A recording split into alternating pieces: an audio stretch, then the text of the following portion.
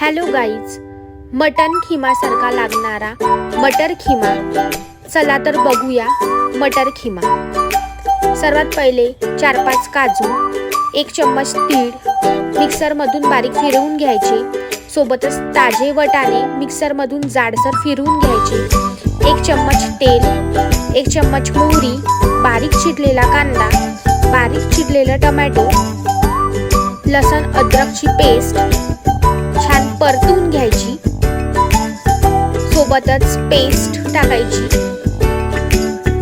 1 चम्मच तिखट, 1 चम्मच गरम मसाला, 1 चम्मच मीठ आणि सोबतच चिकन मसाला छान परतून घ्यायचा.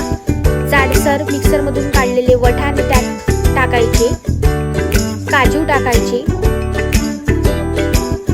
मंद आचेवर 5 ते 10 मिनिटं कुदायचे. हा झाला आपला